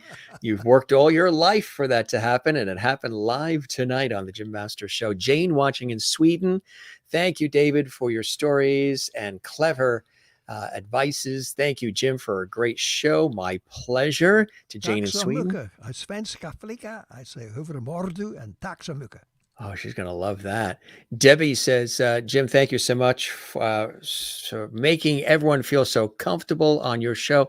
Thank you, Debbie. And you were a guest too. So I guess you speak from the heart on that one, right? Mary in Florida says, this was absolutely wonderful. What a legend. Thanks, Jim and David. National Beat Poetry Foundation. We enjoyed every minute of this. Sherry Larson in Kansas, USA. Thank you for sharing all your wonderful stories and memories. Love your outlook on life. Juanita watching in South Africa. This was the most interesting conversation. Thank you so much, David, for spending time with us. Really enjoyed all your stories. Kathleen Walker in New York City. Thank you for being here with us, David, as well. Merlin in Canada, Ontario. Thank you, David, for gracing us with your presence. Very informative and funny. as right. well. Love it. Good stuff. And really appreciate all of that. David, this was wonderful. I wish you continued good blessing in your life. And I hope, we're here in the New York, New Jersey, Connecticut, tri-state area that we'll break bread soon, maybe with Debbie as well. And pour a little wine and have some fondue or something and chat in person. That would be cool. Definitely. I will send you an email. Absolutely. Have your people call my people, which is No, basically our mirrors, right? the only people I've got is Doug Yeager, who was on your show, and he works to work with Odetta and other people. He's the greatest guy. Yes. He's Fantastic. a true gentleman. Isn't he? One in a million. He especially in really, that line of work. another, legend in the industry as well. Worked with them all and a class act, and we really appreciate him as well. You take care, and as I say to all the guests, go stretch those legs now,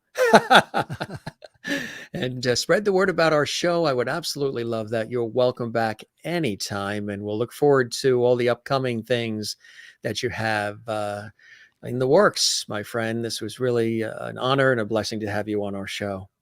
Oh, it's my treat, and blessings to you and all the good feelings that you put out, and thank all those people who wrote that you read. I really appreciate that. And now I'll have to try to follow my own advice. That's always the hard part. I can then be what they call a bad cat. That is groovy. that's something that's I can only aspire to. That's it. You've already nailed that, my friend. So if people said you're very humble, I can say, man, I got plenty to be humble about. Right. Because I knew some fantastic people. Yes. And that keeps you. And I still know a lot of fantastic people that no one ever heard of who really keep you humble. And I don't doubt that if we spoke to those fantastic people, they would say the very same about David in reverse. So at least they say I'm trying. You're trying. That's the most important. Well, as I've said several times on this show, I've shared that my father has always said, anytime anybody says anything nice, please ask them to put it in writing and address it management.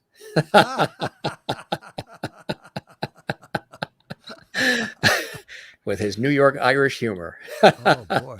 That's it. You take care, my friend, and we'll chat again soon, okay? And thanks for gracing us with your presence tonight on the show. It was a pleasure. Oh, my treat. All right. You take care. Thank you, Jim. You're very welcome. Bye-bye now. Bye.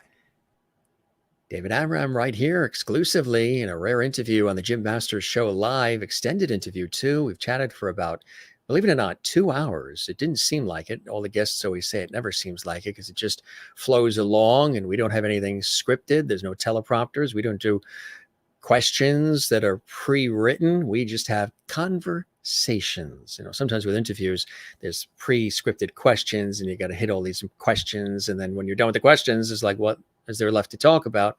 Whew, out the window. I mean, some of my professional work, we have that we do in television, radio.